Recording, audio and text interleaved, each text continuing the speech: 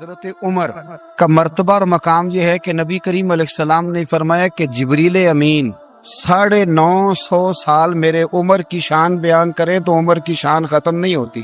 950 سال اگر حضرت جبریل بھی بیان کریں تو یہ مقام ہے سیدنا فاروق اعظم کا. نبی کریم صلی اللہ تعالی علیہ وسلم نے فرمایا کہ میں نے خواب دیکھا ہے، کچھ لوگوں کو میں نے قمیضیں پہنے ہوئے دیکھا، کچھ کی قمیضیں ناف تک تھیں، کچھ کی پیٹ تک تھیں اور کچھ کی گھٹنوں تک تھیں. عمر میں نے تمہیں بھی دیکھا ہے، تمہاری قمیض تو پیروں سے ٹکرا رہی تھی. تو حضرت عمر کہنے لگے حضور خواب کوئی دیکھتا ہے، تعبیر کوئی بتاتا ہے، پر یہاں کمال یہ ہے کہ خواب بھی آپ نے بتایا ہے، تعبیر بھی آپ ہی بتائیں گے.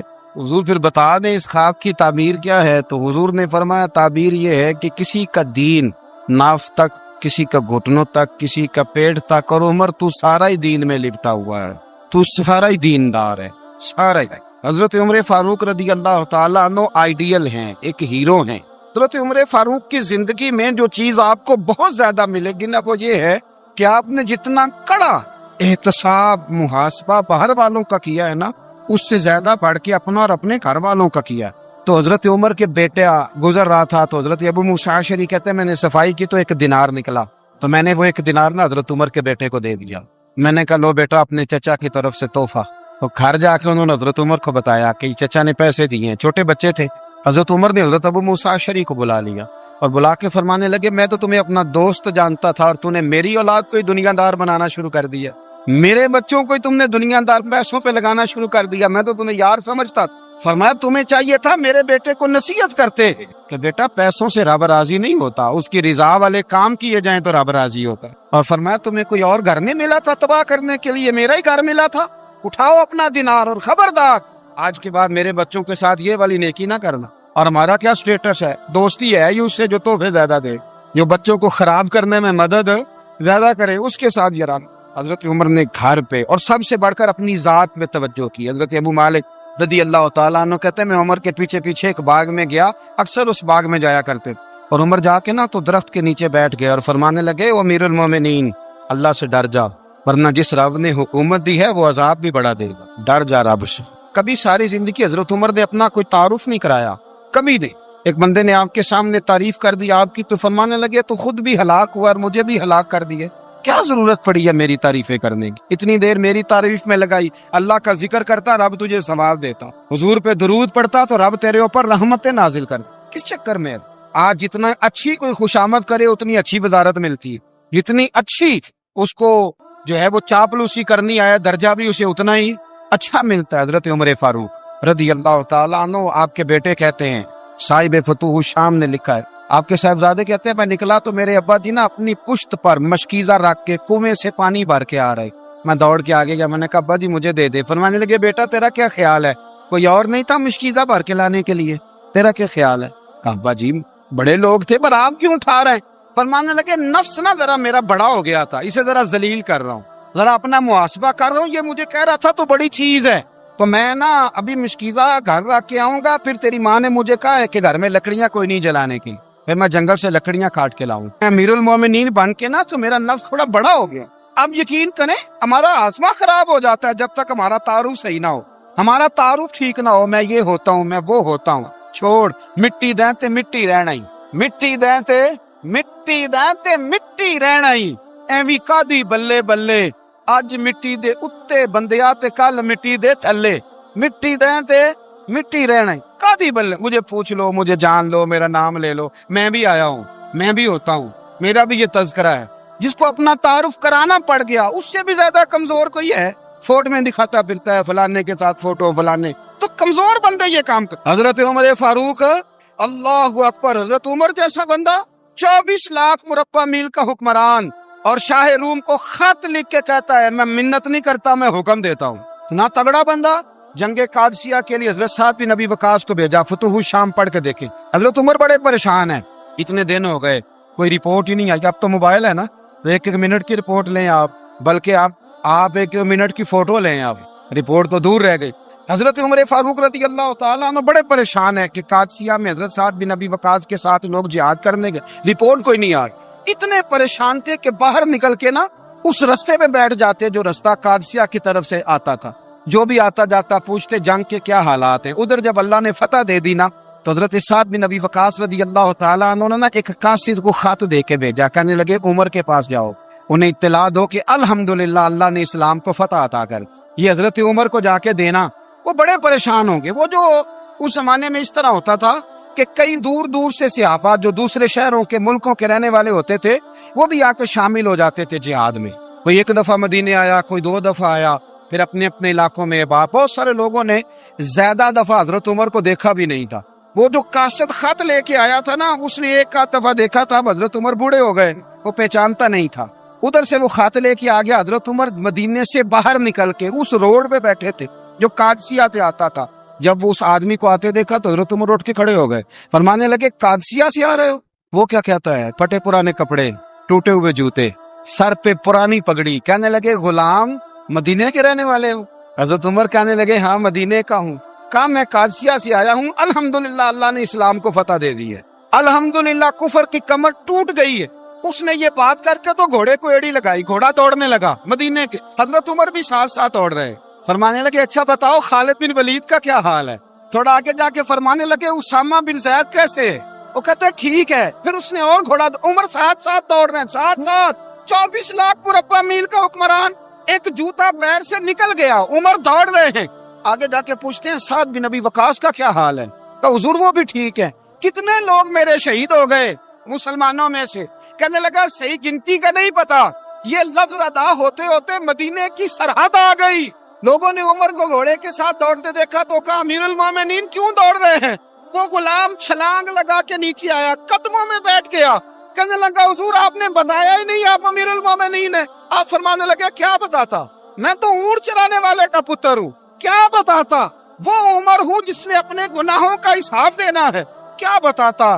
جو سعد بن ابی وقاص کو جہاد پہ بھیج کے خود بزدلوں کی طرح گھر میں بیٹھا ہے, کیا بتاتا. کوئی حیثیت نہیں, کوئی تار. تو نے اچھا کیا, تو مجاہد تھا, مجھے ساتھ ساتھ دوڑایا, تو نے اچھا کیا. جتنے لوگ تھے چیخے مار کے رونے لگے. حضرت فاروق اعظم سے کہنے لگے عمر جب تک تیرے جلوے رہیں گے اللہ کامیابیاں ہی عطا فرمائے, جب تک تیرا رنگ رہے گا اللہ تعالیٰ نوازتا ہی رہے گا. کچھ نہیں کبھی اپنا آپ ظاہر ہی نہیں کیا. بہت بڑے تھے, بہت بڑے تھے حضرت عمر, بڑے تھے. حضرت ابو رافع غلام تھے, قرآن پاک بڑا سونا پڑھتے ہوئے. حضرت عمر جب بھی انہیں ملتے کہتے ابو رافع تو عمر سے اچھا ہے, قرآن بڑا شاندار پڑھتا ہے. تو وہ کہتے حضور اگر میں قرآن صحیح پڑھتا ہوں تو آپ کو قرآن کی تشریح زیادہ صحیح آتی ہے, آپ بھی تو مجھ سے افضل ہیں. تو آپ فرماتے نہیں پھر بھی تو مجھ سے افضل ہے. کیوں؟ اس لیے کہ تو اپنے آقا کی نوکری بھی ٹھیک کرتا ہے اور رب کی عبادت بھی ٹھیک کرتا ہے, اور مجھے خالص صرف عبادت کرنی ہوتی ہے وہ بھی ٹھیک نہیں کر پاتا. ساری زندگی اپنا محاسبہ, ساری زندگی اپنے گریبان میں دیکھا, ساری زندگی اپنے آپ کو پرکھا, اپنے آپ کو ٹٹولا. 62 سال عمر بیت گئی. حضرت حذیفہ بن یمان ایک صحابی تھے, میرے نبی کریم علیہ السلام نہ ان سے راز کی باتیں کرتے تھے. ہر بندے کا آزما ٹھیک نہیں ہوتا, سب سے راز کی بات نہیں کرنی چاہیے. حضرت حذیفہ بن یمان کہتے ہیں حضور راز کی باتیں بتاتے. مدینہ منورہ میں جو منافقین تھے ان کی لسٹ بھی نبی پاک نے حضرت حذیفہ بن یمان کو دی تھی.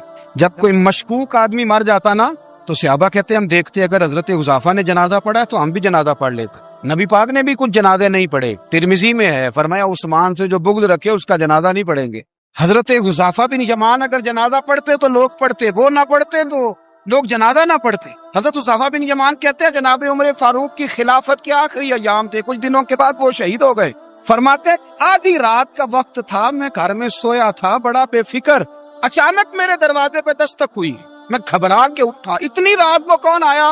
کہتے قربان جاؤں, دروازے پہ گیا تو امیر المومنین فاروق اعظم دروازے پہ. میں نے کہا عمر کوئی حکم تھا تو مجھے بلا لیتے. کہنے لگے میں نا امیر بن کے نہیں آیا, تیرا ویر بن کے آیا ہوں. امیر المومنین کی حیثیت سے سرکاری کام سے بلاتا تو وہاں بلاتا, مجھے ایک ذاتی کام پڑ گیا. کہتے میں نے عمر کو گھر کی اندر بلا کے چارپائی پہ بٹھایا. میں نے کہا حضور میں غریب آدمی, میں کیا آپ کے کام آ سکتا ہوں؟ تو کہتے انہوں نے نا مجھے ساتھ بٹھا لیا, پھر میرا ہاتھ پکڑ لیا. کہنے لگے تو عمر کو جانتا ہے؟ عمر جھوٹ نہیں بولتا. تو جانتا ہے عمر وعدوں کا پکا ہے؟ کہا حضور جانتا ہوں. کہا میں اس وقت آیا ہوں جب دیکھ بھی کوئی نہیں رہا. حضرت حذیفہ بن یمان کہتے ہیں پریشان ہو گیا, حضور پہلیاں نہ بجوائے, مہربانی کر بتائیں کدھر آئے ہیں. حضرت عمر فاروق فرمانے لگے 62 سال کا ہو گیا ہوں, 63 میں چل رہا ہے, داڑھی سفید ہو گئی ہے, پھل پک گیا, اٹھ فریدہ ستے آ, दाढ़ी आ गई पूर, अग्गा नेड़े आ गया, पीछा रह गया दूर। अब ना अब कब्र अशर का मामला साफ नजर आने लगा है। कहा हुजूर मुझसे क्या चाहते हैं? हजरत उमर रो पड़े, कहने लगे आज मैं इशा के बाद निकला हूं तो नबी पाक के सहाबा मुझे नेक कह रहे थे, फिर मैंने बच्चों की माँ से और बच्चों से भी पूछा है, वो भी मुझसे राजी हैं। पर उजाफा तेरे साथ नबी पाक राज की बातें करते थे, सच बता कहीं उमर का नाम मुनाफिकों में शामिल तो नहीं? सच बताओ उन मुनाफिकीन में तो शामिल नहीं, कहीं ऊपर ऊपर से तो नहीं सारा कुछ? हजरत उजाफा बिन यमान कहते हैं मैं बाप के मरने पे इतना नहीं रोया जितना उमर के सवाल पे रोया। मैं कदमों में बैठ गया, मैंने कहा नहीं उमर ये तो मैंने नहीं सुना, लेकिन ये मैंने नबी पाक से जरूर सुना है कि मेरे बाद अगर कोई नबी होता तो उमर इब्ने खत्ताब होता। ये मैंने अपने कानों से सुना है कि उमर जिस गली से गुजरे शैतान रास्ता बदल जाता है। ये मैंने अपने कानों से सुना है कि 950 साल हजरत जिब्रील जनाब उमर की शान बयान करें तो फिर भी बयान नहीं हो। ये मैंने जरूर सुना। दोस्तों सारी जिंदगी हजरत उमर ने अगर दूसरों का मुहासबा किया तो अपना और अपने बच्चों का भी कड़ा ख्याल रखा कि बच्चे दोनों कारोबार के लिए मिस्र गए। एक बहुत बड़ा काफिला गया मदीने से मिस्र तिजारत के लिए, तो ये गए तिजारत के लिए। तो हजरत अब्दुल्ला इब्ने उमर, हजरत उबैदुल्लाह इब्ने उमर, हजरत उमर के दोनों बेटे गए। जनाब उमर फारूक के बच्चे जब वहाँ पहुंचे, बच्चे हैं शहजादे हैं, वो कारोबार करने गए और वहाँ बताया गवर्नर साहब ने कि ये फारूक आजम के बच्चे अमीरुल मोमिनीन के। लोगों ने उनसे ज्यादा माल खरीदा, तिजारत में ज्यादा नफा हुआ। जाहिर है कि वो आपके जो अल्लाह खैर करे हुक्मरान है, उनके कारोबार कितने मुल्कों में है, किस बुनियाद पर है? सिर्फ इस बुनियाद पर कि वो हुक्मरान रहे, उनके लिए आसान था बड़े लोगों से ताल्लुकात बनाना। हजरत उमर फारूक रदियल्लाहु ताला अन्हु के बच्चे ढेरों माल कमा के जब वापस आए ना, तो हजरत उमर से आके बच्चों ने बतौर मोहब्बत का अब्बा जी अल्लाह ने बड़ा ही फजल किया है, बड़ा माल कमाया अल्हम्दुलिल्लाह, ये देखें कितना नवाजा है। तो हजरत उमर कहने लगे सारे काफिले ने इतना ही कमाया, सारे काफिले ने इतना ही कमाया? तो हुजूर नहीं, सारे काफिले ने इतना नहीं कमाया, सबको इतना नहीं मिला। वो तो वहाँ गवर्नर साहब ने लोगों को तारुफ कराया था कि ये उमर के बच्चे हैं, तो लोगों ने फिर हमसे बड़ा ही खरीदा। तो हजरत उमर फरमाने लगे ठीक हो गया, मैं बात समझ गया, इस तरह करो जो तुम्हारी असल ज़र थी ना, जो राज थी वो रख लो और बाकी सारा माल माले खजाना में जमा करा दो, इसलिए कि ये तुमने तजारत नहीं की, ये तुमने अपने बाप का नाम बेचा है, ये तुमने अमीरुल मोमिनीन के बेटे होने का फायदा उठाया है। फरमाया ये तुम्हारा नहीं हक, ये मुसलमानों का है, इसलिए कि ये माल तुमने मेहनत से नहीं कमाया, ये बाप की कुर्सी का फायदा उठाया है।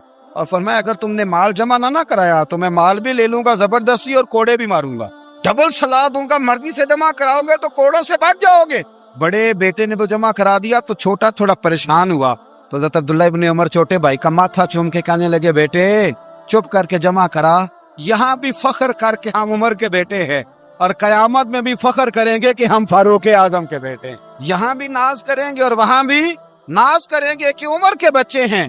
हमारे बाप ने खुद भी हलाल ही खाया है और जब हमारी कमाने की बारी आई है तो हमें हुक्म भी हलाल खाने का दिया। भाई हमारा मिजाज नहीं। मुल्क शाम से और ईरान से कुछ लोग आपकी खिदमत में आए तो वहाँ से कुछ कनीजें भी आईं, उनके बादशाह का पैगाम लेके। शाह ईरान की कनीज को मलका ने कहा कि ना हजरत उमर की जौजा को देख के आना जरा किस तरह की। हमारे मुल्क में क्या कहते हैं खतून अव्वल, बाकी सारे दोनों में खतून अव्वल, जरा खतून अव्वल को देख के आना। तो वो जब आई ना घर में मिलने तो कहा कि मुझे मेरी मलका ने कहा था कि उमर की जौजा से अहलिया से मुलाकात करके आना। तो हजरत उमर की अहलिया ने ना एक जोड़ा कपड़ों का दे दिया मलका के लिए और एक खुशबू की शीशी दे दी। अब जब वो तोहफे वहां गए तो उस मलका ने ना कुछ सोने का सामान भेजा, कुछ जेवरात भेजे, कुछ तहाइफ भेजे। जब हजरत उमर के घर आए ना वो खादिम लेके आया, उसने कहा जी आपकी अहलिया ने तोहफे भेजे थे। तो जवाब में शाह ईरान की बीवी ने, यहाँ जिस मुल्क का वो सफीर था, उन्होंने भी ये भेजे। तो हज़रत उमर फारूक ना वो तोहफे लेके घर गए तो जाके कहने लगे अपनी अहलिया से, ये तू कब से तोहफे तहाइफ भेजने लग गई है, ये कब से निजाम शुरू हो गया? तो कहा हुजूर तोहफा देना लेना तो ठीक है, सुन्नत है, मोहब्बत बढ़ती है, तो ये कोई कबाहत नहीं, और मैंने अपनी जाती इस्तेमाल के लिए जो चीजें रखी थी वो मैंने दी हैं। तो हज़रत उमर फारूक रज़ी अल्लाह तआला अन्हु फरमाने लगे हमने किसी मुल्क के साथ और उसके बादशाह के साथ जाती ताल्लुक नहीं बनाना, ताल्लुक जो भी बनेगा रसूलुल्लाह के दीन की बरकत से बनेगा। जाती रिश्ते नहीं हमने कायम करने। जाती आपके मुल्क की जो एयरलाइन जिसका हर साल खसारे का ढंढोरा पीटा जाता है ना, वो हमारे बादशाह साहब और सदर साहब अगर गैर मुल्कियों को घोड़ा कभी भेजना हो ना, घोड़ा, तो पूरा एक जहाज घोड़ा लेके तोहफे में जाता है, पूरा जहाज गरीब कौम का یہ سرمایہ، اور قوم بڑی بادشاہ ہے، لائنوں میں لا کے ووٹ دیتی ہے. 2 کام ہمیشہ لائن میں لا کے کرنے، ایک بل لائن میں لا کے جمع کرانا ہے اور ایک ووٹ لائن میں لا کے، تاکہ پھر پورے 5 سال لائن میں ہی لگے رہیں. مرضی سے آپ ووٹ دینا، پر جو بات درست ہے اس کو سنو. حضرت عمر فاروق رضی اللہ تعالیٰ عنہ نے اپنی اہلیہ سے پوچھا کتنے کا تھا وہ تیرا جوڑا اور خوشبو کی شیشی؟ انہوں نے کہا 3 دینار کی. فرمایا یہ 3 دینار تیرے، اور باقی جو تحفے آئے ہیں وہ تو خود کہہ، چونکہ اس نے تیرے نام بھیجے ہیں. تو کہہ کہ میں مال غنیمت میں دیتی ہے، تو کہہ میں مسلمانوں کو کہہ. تو زوجہ ہنس پڑی، کہنے لگی میں نام بھی کہوں تو مجھے کہنا تو پڑے گا ہی، کہنا تو میں نے ہے ہی، کیونکہ سامنے عمر فاروق ہیں، لہذا فرمایا کہہ دیتی ہوں میں نے دیا خزانے کو. حضرت عمر نے جمع کرا لیا. میں یہ کیا بات ہے، میرے گھر والے جو مرضی کریں، ان کا معیار زندگی جس طرح کا مرضی ہو. جس آدمی کے پیچھے مولا علی نماز پڑھتے ہیں وہ بندہ تجھے قبول کیوں نہیں؟ جس ابو بکر صدیق کے پیچھے وہ نمازیں پڑھتے ہیں تجھے کیوں نہیں قبول؟ جس عمر کے وہ مشیر بنتے ہیں تجھے کیوں نہیں حضرت عمر قبول؟ اور جس عثمان غنی کے بارے میں مولا علی کی یہ رائے ہے کہ امام حسن اور حسین کو تلواریں دے کے حضرت عثمان کے دروازے پر کھڑا کر کے کہا بیٹا یہاں کھڑے رہنا، کوئی دشمن عثمان کے قریب نہ آنے پائے. تو جس عثمان کے حضرت علی محافظ ہیں تجھے وہ عثمان کیوں قبول نہیں؟ یاد رکھو ہم لعنت بھیجتے ہیں فرقہ واریت پر، امت کو تباہ کرتے ہیں وہ لوگ جو فرقہ واریت پیدا کرتے ہیں. لیکن آپ کو بتاؤں جس جماعت سے آپ کا تعلق ہے نا، اس جماعت کی امت مسلمہ کو ضرورت ہے. قیامت بھی 10 محرم کو ہی آئے گی، جمعے کا دن ہوگا. تو میں آج دل کو حاضر ناظر رکھ کے، اپنی طبیعت کو حاضر پا کے باشعور آپ کو کہہ رہا ہوں، جاگ کے سننا خدا کا واسطہ. آپ اس جماعت سے تعلق رکھتے ہیں، اگر کافر کے سامنے اسلام کا کوئی چہرہ پیش ہو سکتا ہے تو صرف سنی کا چہرہ پیش ہو سکتا ہے. ختم ہو گئی بات. ورنہ کوئی صحابی کا بے ادب ہے، کوئی اہل بیت نبوت کا، آج مجھے کہہ لینے دو، کھول کے کہہ لینے دو. لوگ دلیلیں دیتے پھرتے ہیں، کہتے ہیں جی ایک وہ پینٹ کوٹ والا مولوی ہے، اس نے اینک بھی لگائی ہے، داڑھی بھی رکھی ہے، پینٹ کوٹ بھی پہنتا ہے، اس نے جی 1500 بندہ ایک دن مسلمان کر دیا، ایک دن 1000 مسلمان کر دیا. پر پتہ ہے وہ بدبخت کہتا کیا ہے؟ وہ کہتا ہے امیر المومنین یزید رضی اللہ تعالیٰ عنہ. میں کیا کروں اس کے 1500 مسلمان کو یا 2000 اس کے کلمہ، اور وہ جی بڑی دلیلیں دیتا ہے. وہ دلیلیں سنبھال کے رکھے، وہ دلیلیں جو جی بڑے لوگ اس کے ساتھ ہوتے ہیں. تو کربلا کے موقع پر زیادہ لوگ یزید کے ساتھ تھے، زیادہ لوگ. ہم کثرت کے قائل نہیں، ہم حق کے قائل ہیں. ہم اب چھوڑ دو بات، دلائل کی طرف آؤ. عجیب تماشا ہے. اور ایک مولوی صاحب اس کی حمایت کر رہے تھے، کہتے نہیں بندہ ٹھیک ہے، وہ بھول گیا تھا، اصل میں قصور عبید اللہ ابن زیاد کا تھا، اصل میں غلطی عمر بن سعد کی تھی، تو یزید کو زیادہ الزام نہ دینا چاہیے. میں نے کہا بڑی تمہاری قریبی رشتہ داری ہے یزید کے ساتھ، تو اللہ سے دعا کیوں نہیں مانگتے کہ تمہارا حشر یزید کے ساتھ کرے؟ مانگنی چاہیے نا دعا. کیا خیال ہے آپ کا؟ ہم الحمدللہ جمعے والے دن مسجد میں بیٹھ کے دعا کرتے ہیں، یا اللہ ہمارا حشر امام حسین کے غلاموں میں کر دا. تو بھی کرنا جرت کر، جرت ہماری جرت دیکھ. ہم یہ نہیں کہتے ان کے ساتھ کر، ہم کہتے ہیں یا اللہ ہمارا حشر ان کے، ہماری جرت دیکھو، ہم ان کے غلاموں میں، قدموں میں، نوکروں میں بیٹھنے کو دعا مانگ رہے ہیں، یا اللہ ہمارا ان کے غلاموں میں، غلاموں کے. تو بھی جرت کر دلیری، کر جرت، کہ یا اللہ میرا حشر یزید کے ساتھ کر دلیری. اگر اتنا ہی اچھا تھا تو بے شرمو اتنا ظلم نہ کرو، اتنی زیادتی، اتنا ظلم نہ کرو، یہ ظلم ہے. امام حسین جمعے والے دن خطبہ پڑھنے لگے، جمعے سے پہلے امام حسین نے خطبہ پڑھا، اور آپ نے ایک جملہ کہا جو ہمیشہ یاد رکھا جائے گا. آپ نے فرمایا یزید کو جا کے بتا دو کہ مجھ جیسا تجھ جیسے کی بیعت نہیں کر سکتا. او کیا فکرہ ہے امام علی مقام کا. فرمانے لگے مجھ جیسا تجھ جیسے کی بیعت، اور آپ فرمانے لگے بتاؤ اس وقت پوری دنیا میں کوئی نبی کا نواسا موجود ہے میرے سوا؟ حضرت آدم سے لے کر مصطفیٰ کریم تک اس وقت پوری دنیا میں کوئی نبی کا نواسا ہے؟ اور فرمایا اگر میں ہی ہوں پوری کائنات میں. لوگ کہتے ہیں فلانا علامہ صاحب کی تبلیغ بڑی ہے، ہم سے بڑا کون ہوگا تبلیغ کی بات کرنے والا؟ لیکن ڈرو اللہ سے، ڈرو، گمراہ نہ کرو قوم کو.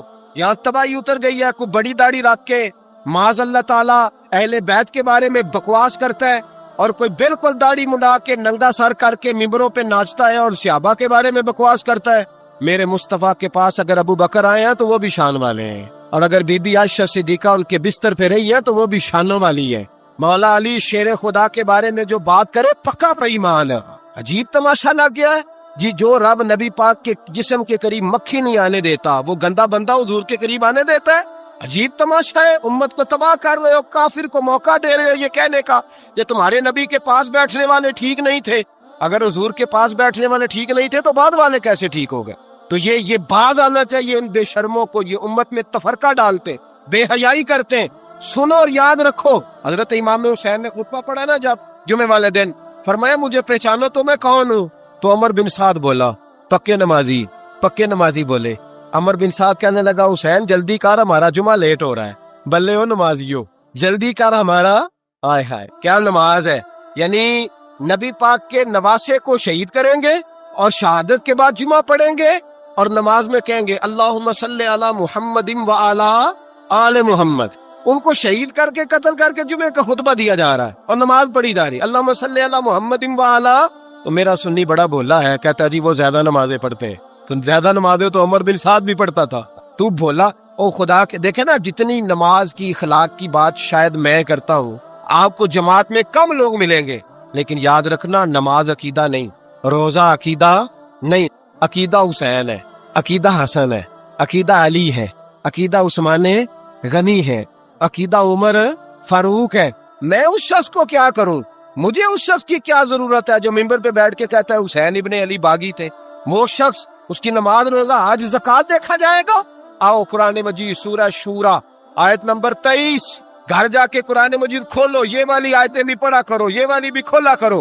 صحابہ جمع ہو کے نبی پاک کے پاس آئے، عرض کی یا رسول اللہ صلی اللہ علیہ وسلم آپ کے خرچے زیادہ ہیں، آمدن کا ذریعہ کوئی نہیں۔ جس طرح آج لوگ ہر پیر صاحب سے نہیں پوچھ رہے، علامہ صاحب سے، کہ آپ کام کوئی نہیں کرتے، کپڑے پھر بھی سفید پہنتے ہیں، کیا ذرائع آمدن ہے؟ پھر بھی آپ گاڑی میں گھومتے ہیں۔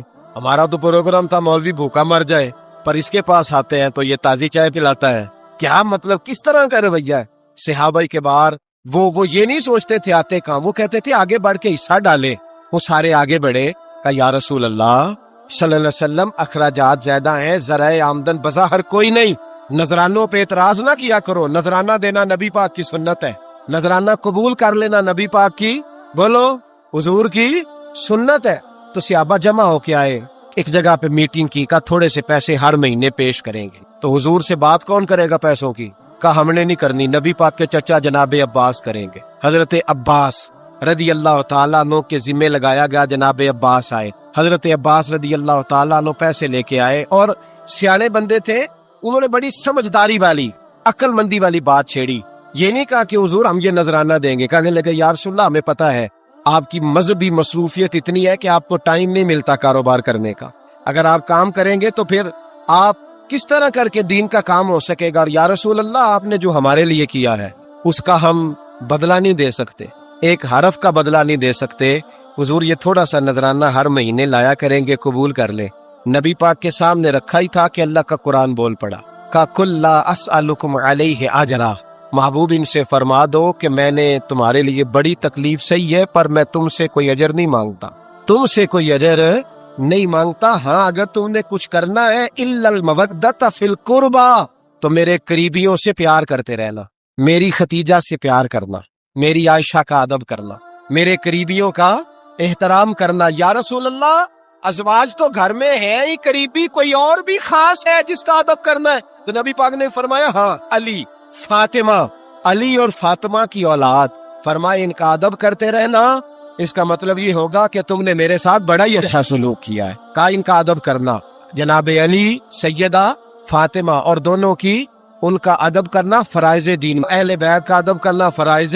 کچھ لوگ کہتے ہیں کچھ لوگ جی سید بن گئے ہے نہیں، پر تو میں کہ جڑے بن گئے انہوں نے اللہ آپ ہی پوچھ لے گا، تو ادب کر، جڑے بن گئے نے اللہ، شیخ الاسلام والمسلمین حضرت خواجہ قمر الدین سیالوی رحمت اللہ تعالی علیہ، دو بندے خواجہ صاحب سے ملے ہیں تو ان کو پتا تھا کہ خواجہ صاحب سیدوں کا بڑا احترام کرتے، تو دو بندے آ گئے، کچھ لینے کچھ مانگنے، تھے فرار دونوں، تانگے سے اترے تو سیال شریف کے رستے میں درمیان میں پروگرام بنایا کہ سنا ہے خواجہ صاحب سیدوں کا بڑا ادب کرتے ہیں، سید نہ بن جائیں، بن بھی جاتے ہیں نا لوگ، سید نہ بن جائیں، تو ٹھیک ہے جی بن جاؤ، بن گئے سید۔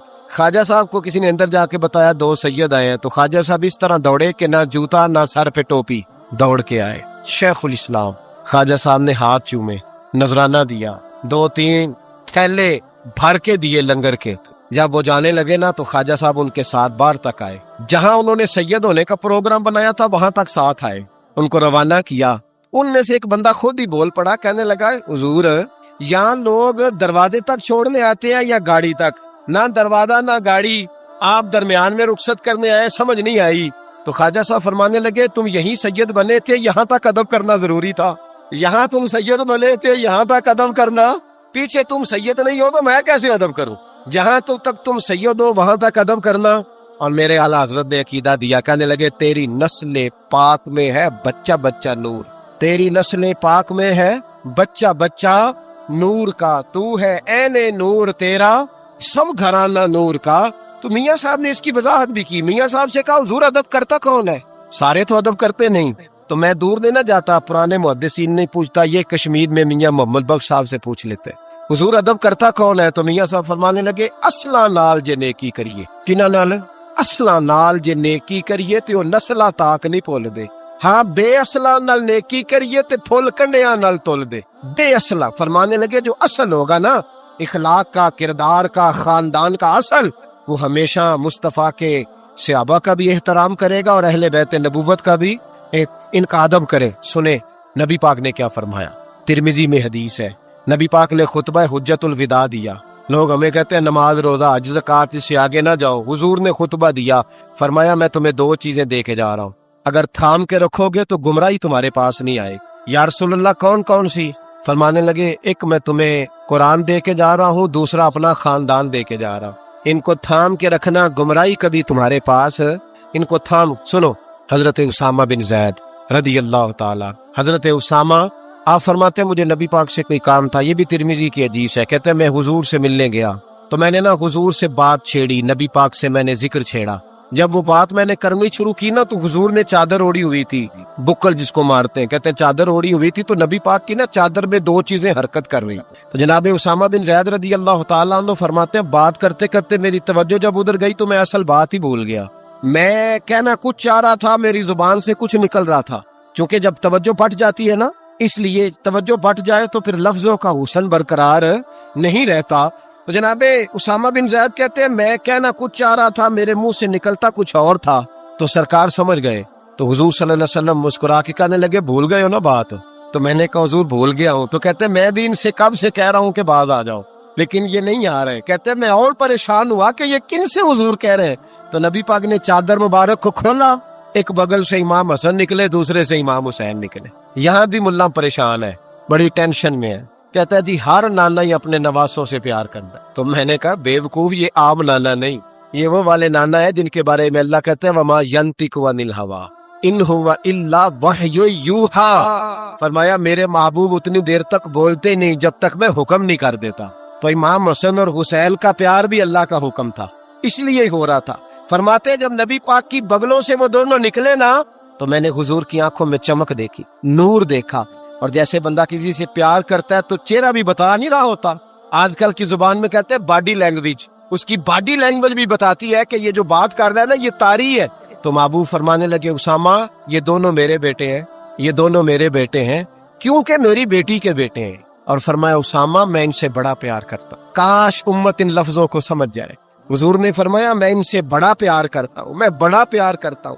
اور میں نے رب سے دعا کی ہے یا اللہ جو ان سے پیار کرے تو اس سے پیار کرنا. میں نے یہ دعا کی ہے اے اللہ جو ان سے پیار کرے تو اس سے بھی پیار کرنا. حضرت امام حسنین, پہلی بات یہ ہے کہ ان کا پیار ایمان کا حصہ ہے, ان کا پیار ایمان کا حصہ ہے. ان سے جو پیار نہ کرے گا وہ صاحب ایمان ہے. حضور جو نہ دیکھ سکے فرمایا ذکر علی عبادت, ان کے لیے علی کا ذکر کرنا عبادت ہے, علی کا تذکرہ کرنا بھی ان کے لیے عبادت. حضرت علی کو دیکھا نہیں تھا. جوان کہتا جب میں آیا نا میں نے لوگوں سے پوچھا وہ بوڑھے مولا علی کدھر ہے جنہوں نے خیبر کا دروازہ توڑا تھا, بڑی شہرت ہے, کدھر ہیں؟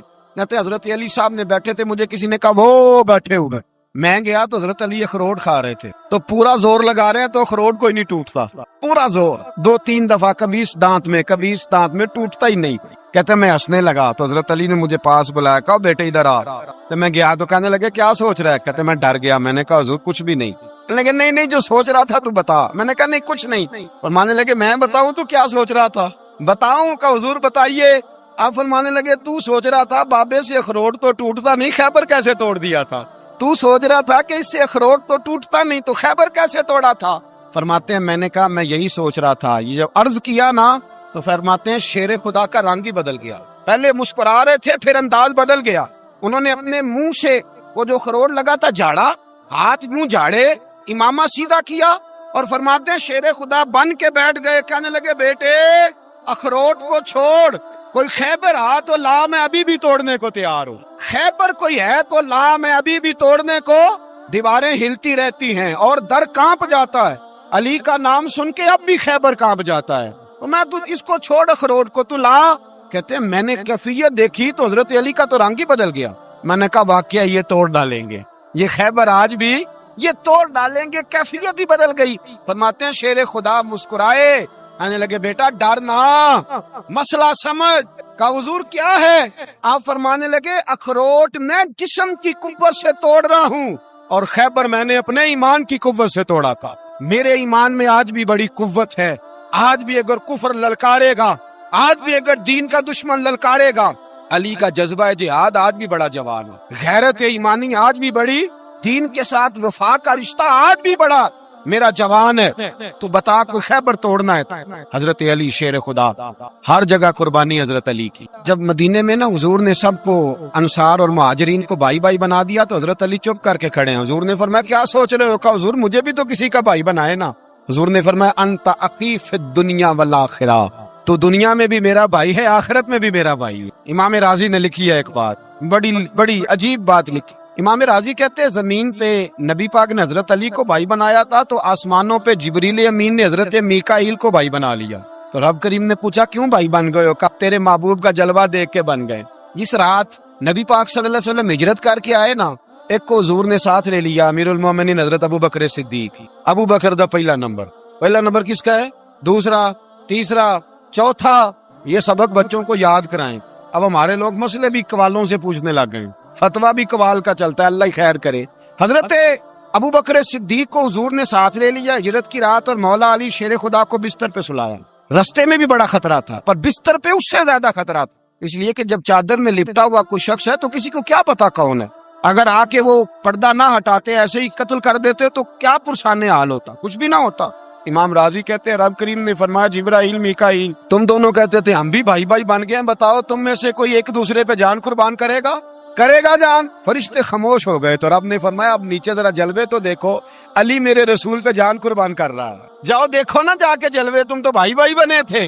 فرشتے عرض کرنے لگے مولا ہماری ڈیوٹی کیا ہے؟ فرمایا اب تمہاری ڈیوٹی یہ ہے کہ تم جاؤ زمین پہ 2 تلواریں لے لو اور علی کی چارپائی کے اوپر کھڑے ہو جاؤ, اس نے میرے مصطفیٰ پہ جان قربان کی ہے, اس کی جان کی حفاظت کرو. وہاں کھڑے ہو جاؤ. فرشتے بھی کرتے ہیں تعظیم میری, فدا ہو کہ ان پر یہ عزت ملی ہے. حضرت شیر خدا مولا علی ہر میدان میں اول, ہر جنگ میں پہل. السابقون السابقون اولئک المقربون. اللہ فرماتا ہے سبقت لینے والے سبقت لے گئے, آگے گزرنے والے آگے گزر گئے, اور یہی لوگ ہیں جنہیں رب کا قرب نصیب ہوا. حضرت علی نے مکان نہیں بنایا ساری زندگی, مکان نہیں بنایا, کوئی کاروبار نہیں کیا ساری عمر. اب اس پہلو پہ بھی ذرا غور کر. حضرت علی رضی اللہ تعالیٰ عنہ نے کوئی بینک بیلنس نہیں بنایا. صحابہ کرام علیہم رضوان فرماتے ہیں بڑے بڑے رشتے آئے سیدہ فاطمہ کے لیے, بڑے بڑے امیر کبیر لوگوں. حضور نے فرمایا میں رب کے فیصلے کا انتظار کر رہا ہوں. ایک دن تینوں یار ان لوگوں کا خلوص دیکھے مولا علی کے ساتھ, حضرت ابو بکر, حضرت عمر, حضرت عثمان. حضرت علی ایک یہودی کے باغ میں مزدوری کر رہے تھے تو وہاں گئے اور جا کے کہا علی تو حضور سے سیدہ فاطمہ کا رشتہ کیوں نہیں طلب کرتا؟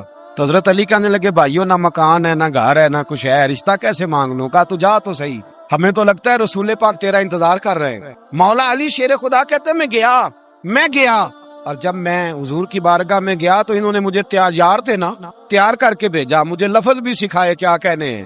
لیکن جب میں وہاں پہنچا نا تو میرے اندر طاقت ہی ختم ہو گئی بولنے کی. سلام لے کر تو حضور کے پاس بیٹھ گیا. حضور نے فرمایا علی کیسے آئے ہو؟ تو میں خاموش. پھر پوچھا کیسے آئے ہو؟ میں خاموش. پھر پوچھا کیسے آئے ہو؟ میں خاموش. کہتے دلوں کا حال جاننے والے رسول نے فرمایا علی فاطمہ کے لیے آئے ہو؟ فاطمہ کے لیے آئے ہو؟ تو حضرت علی کہتے ہیں میرا جواب بڑا نرالا ہے. میں نے کہا حضور وہ تینوں میرے پاس باغ میں گئے تھے, وہ تینوں گئے تھے, مجھے انہوں نے بھیجا ہے.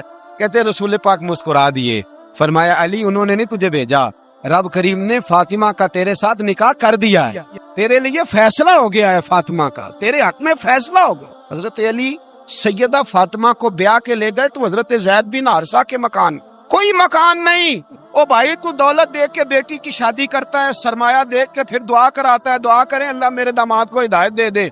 मेरे रसूल ने बेटी की शादी की तकवा देख के, परहेजगारी देख, दीनदारी देख उस शख्स को बेटी दी जो अस्साबिकून साबिकून के दर्जे में शामिल, जो इन्नल्लज़ीना आमनू व अमिलुस्सालिहाति उलाइका हुम खैरुल बरिया के दर्जे में शामिल, उनको अपनी बेटी दी। हजरत अली शेर खुदा रदी अल्लाह ताला अन्हु फरमाते कि सैयदा फातिमा ज़हरा को मैं ब्याह के लाया, सारे घर के काम हजरत फातिमा ने किए। मैं मजदूरी करता 2 घंटा या 1.5 घंटा, जोर से असर के दरमियान काम करते। 2 किलो खजूरें मिली तो मौला अली ने उठा के